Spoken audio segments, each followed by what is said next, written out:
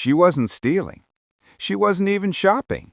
She was simply leaving the store, keys in hand, ready to head home after a long shift.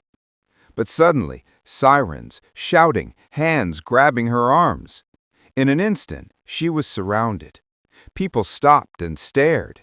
Cameras rolled. To them, she wasn't a neighbor, a leader, a protector. She was just a suspect. And why? Because of the color of her skin. The officers didn't ask questions. They didn't look closer. They assumed. They accused. They humiliated her in front of strangers who whispered and pointed. Her heart raced. Anger, fear, disbelief all colliding at once. How could this be happening to her? And then came the cruelest twist of all. The truth about who she really was would shock everyone watching, especially the very officers who put her in handcuffs. This wasn't just a mistake. It was a revelation. A mirror held up to the bias that lingers in plain sight. A moment that forces us to ask, how many more times does this happen, unseen, unrecorded? What happened that day was more than an arrest. It was a wake-up call. And once you hear the full story, you won't see the world the same way again. It was supposed to be just another ordinary afternoon, the kind you don't even remember the next day.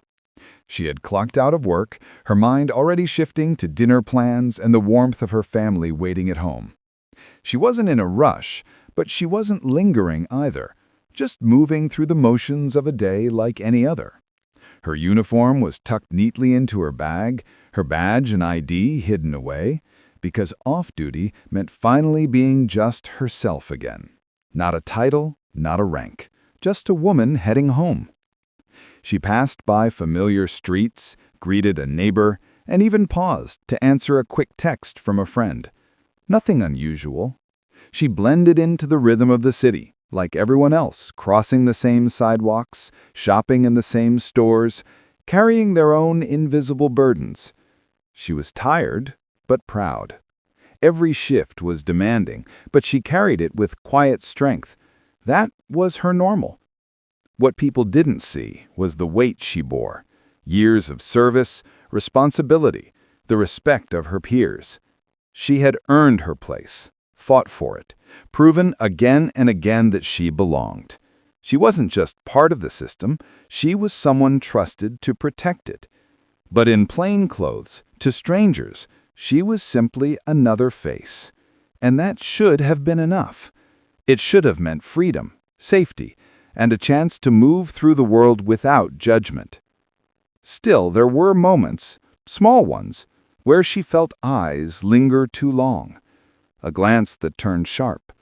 A stranger clutching their bag tighter as she passed. She learned to shrug it off, to tell herself it was nothing. But deep down, she knew. She knew the rules weren't the same for her. Respect in uniform didn't erase suspicion in plain clothes. And every so often, that thought crept in like a shadow she couldn't shake. As she pushed open the glass doors of the store that day, she had no reason to expect anything different. She picked up a few small things, browsed for a moment, and then headed toward the exit. It was all routine, nothing that would stand out in memory. Her keys clinked softly in her hand, her phone buzzed with a reminder, and the late afternoon sun spilled across the parking lot. Everything felt normal. But normal has a way of vanishing in a heartbeat. Just when you feel safest, when your guard is down, life can turn. A single misunderstanding, or maybe not a misunderstanding at all, can shatter the comfort you thought was yours. She didn't notice the store employee's watchful gaze. She didn't see the way two officers lingered just outside. She couldn't hear the whispers forming in the background. Not yet. What she didn't know was that this ordinary day was already slipping into something extraordinary. The kind of moment that burns itself into memory. The kind that leaves scars. She was steps away from a collision that would test not only her patience and dignity, but would expose an ugly truth that still lingers in plain sight. Her steps echoed softly across the tiled floor, each one a beat in the steady rhythm of an ordinary day. The sliding doors ahead parted, spilling sunlight into the store's entryway. She shifted her bag higher on her shoulder, keys ready in her hand. Freedom was just steps away, and then everything changed. A sharp voice cut through the air. "Ma'am, can you stop right there?" It wasn't a request, it was an order. She froze, startled, blinking into the sudden brightness. Two officers stepped forward, their expressions hard, their bodies tense, as if preparing for a threat. Confusion hit her first, then disbelief. She glanced over her shoulder. Were they talking to someone else? But no, their eyes locked on her. "We need to check your bag." The words landed heavy, absurd, impossible. She laughed nervously, shaking her head. There must be some mistake. But their faces didn't soften. The stares around her sharpened, strangers whispering, phones rising discreetly to capture the moment. Her chest tightened. Why me? One officer stepped closer, hand brushing the cuff on his belt. "Store employee reported you for shoplifting. We saw you leave without paying." Her stomach dropped. Shoplifting? She replayed her steps in her mind, grabbing the small items, putting them back, walking out with only her bag and her keys. Nothing else. She hadn't taken a thing, yet here she was, surrounded, accused, judged. "I didn't steal anything," she said firmly, her voice low but steady. But the words seemed to evaporate in the air, unheard. The officer's hand tightened on her arm. Gasps rippled through the small crowd. A child pointed. A woman whispered. They caught her. Her pulse raced. Anger flared. She pulled back. "I said I didn't do anything." The officer's grip hardened. "Calm down, ma'am. Don't make this worse for yourself." Make this worse. The irony burned. She wasn't the one escalating. She wasn't the one twisting a lie into a crime. But here she stood, a suspect in the eyes of everyone watching, her truth drowned by their assumptions. And then the click. Cold steel around her waist. The handcuffs snapped shut, biting into her skin. A wave of humiliation washed over her. The cameras caught it all, her struggle, her protest, the disbelief on her face. Inside, something cracked. She thought of her years in service, the countless times she had worn the badge with pride, believing she could make a difference, believing the system could be just. And now, stripped of her uniform, that belief felt like a cruel joke. She pleaded one last time, her voice breaking. "Check my bag, please. You'll see I didn't take anything." But the officers didn't listen. They tugged her forward, forcing her through the parking lot as strangers stared, murmured, and recorded. Each step felt heavier than the last, her dignity unraveling in front of an audience. And then, the twist that she had held back, the truth that would shatter this illusion of justice, burned on her tongue. She wanted to scream it. "I am one of you. I wear the same badge. I've sworn the same oath." But she stayed silent, caught between fury and fear. Because deep down, she knew, even revealing her identity might not save her. It might only enrage them more. And so she walked, cuffed and humiliated, towards a patrol car waiting with its doors open. The crowd closed in, phones high, faces hungry for spectacle. Her heart pounded. Each breath felt like fire. This wasn't just about her anymore. It was about something bigger, something ugly and undeniable, playing out in real time for everyone to see. But what would happen when the truth finally came out? When they realized who she really was? That moment was coming, and when it did, the world watching would have no choice but to confront a question that cut deeper than any arrest. If this could happen to her, who else could happen to? The cuffs dug deeper into her wrists with every step. Each tug forward was a reminder she wasn't in control anymore. The parking lot stretched endlessly, lined with strangers whose phones captured her humiliation frame by frame. Some shook their heads, others whispered. A few smirked, as if they were watching a scene in a drama rather than a woman's life unraveling. She wanted to scream, to shout her truth. I am not a thief. I am not your suspect. I am your captain. But her throat felt like it was closing, words choked back by the heavy weight of rage and fear. The officers on either side of her didn't see a leader. They didn't see the years she had sacrificed, the nights she had spent keeping her community safe. They saw only what they wanted to see. A black woman caught leaving a store. And that was enough to condemn her. The patrol car door yawned open, its dark interior waiting like a cell. One officer pressed her shoulder down, trying to force her inside. She resisted, twisting slightly, desperate to reclaim even an inch of her dignity. Her voice broke free. "Check my bag. Look at what I have." But they didn't look. They didn't care. The crowd pushed closer. Someone shouted, "Let her go!" Another muttered, "They always do this." Voices layered over one another, the tension thick as thunder before a storm. And then, her breaking point. Her eyes filled, not with weakness, but with fire. She turned sharply, locking her gaze on the nearest officer. "Do you even know who I am?" she demanded, her voice slicing through the noise. For the first time, his grip faltered. "What do you mean?" he barked back, suspicion in his tone. She drew a breath, steadying herself. "I am a captain in this department. I have more years on the force than both of you combined. And right now, in front of all these people, you're about to arrest one of your own for a crime that never happened." Silence fell. The words hung heavy, echoing across the parking lot. The crowd gasped. Phones zoomed in. The officers froze. One blinked, disbelief flickering in his eyes. The other muttered, "That's impossible." But her ID, pulled from her bag with trembling hands, spoke louder than any denial.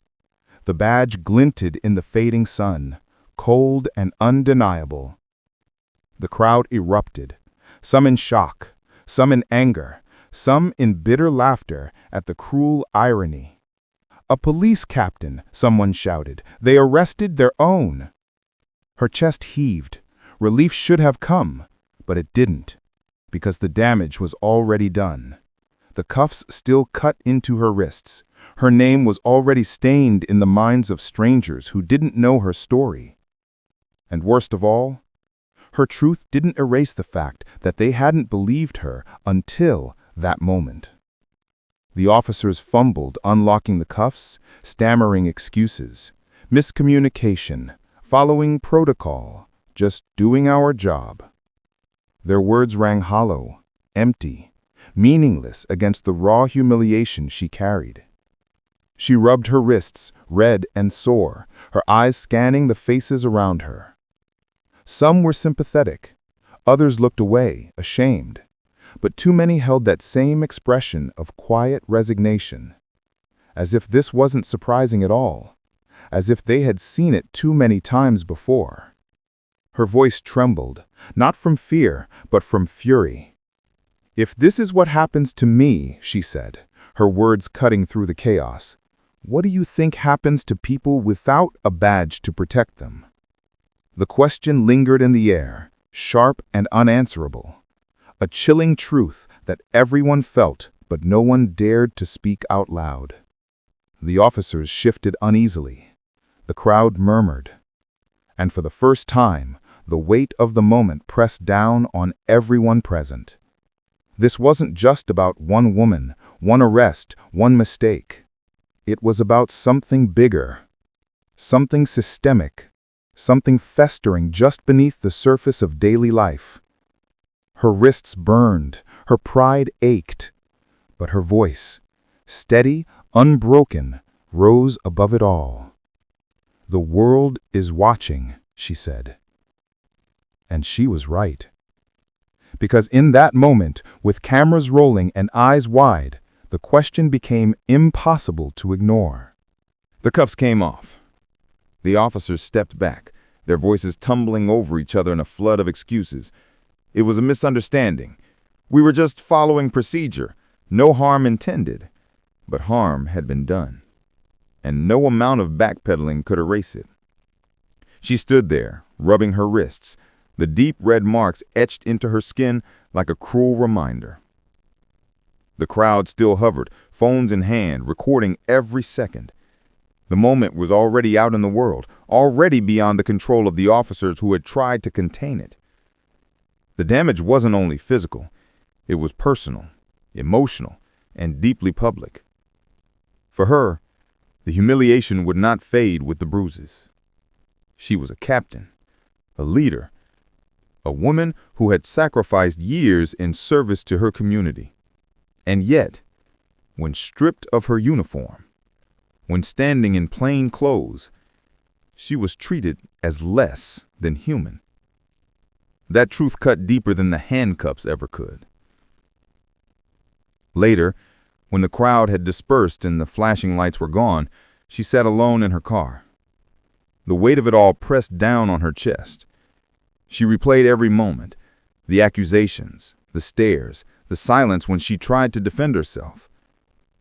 She thought of the countless people before her who didn't have a badge to fall back on, who hadn't been believed, who hadn't walked away. Her story ended with release. For too many others, it ended with tragedy. That night she couldn't sleep. She stared at the ceiling, anger and grief twisting inside her. Questions churned in the mind. What if the cameras hadn't been there? What if no one had spoken up? What if I hadn't revealed who I was? She knew the answers, and that truth terrified her. The next day, her phone buzzed relentlessly. News outlets had picked up the story. Clips circulated online.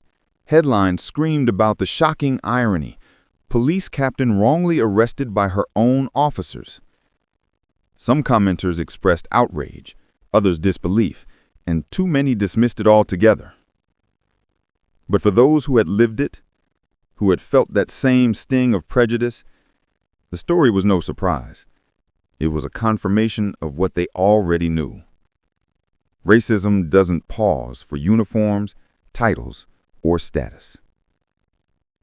When she finally spoke publicly, her words were calm, but heavy with conviction. She didn't lash out. She didn't use her platform to demand sympathy. Instead, she turned the spotlight away from herself. If this can happen to me, someone who has worn the badge, who has dedicated her life to this city, imagine what happens to the people without power, without visibility, without anyone to believe them.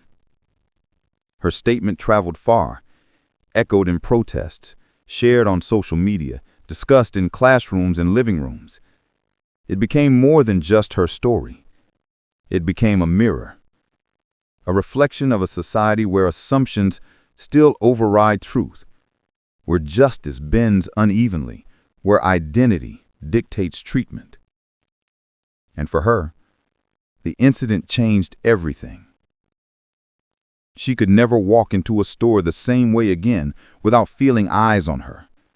She could never hear sirens without a twinge of memory.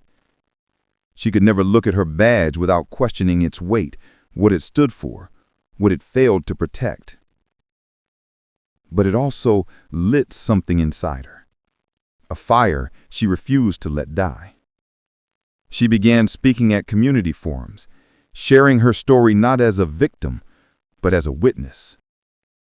She connected her experience to the countless names that had filled headlines, and the even greater number that hadn't.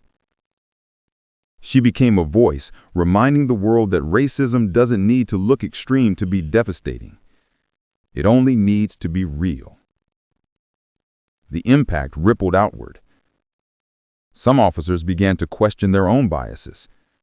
Some citizens began to recognize patterns they had overlooked. And some, predictably, pushed back. insisting it was all exaggerated. But the conversation was alive, and that mattered. Her personal healing, though, was slower. Trust, once broken, doesn't repair overnight. Every glance, every encounter with authority, every shadow of doubt reminded her that she wasn't immune.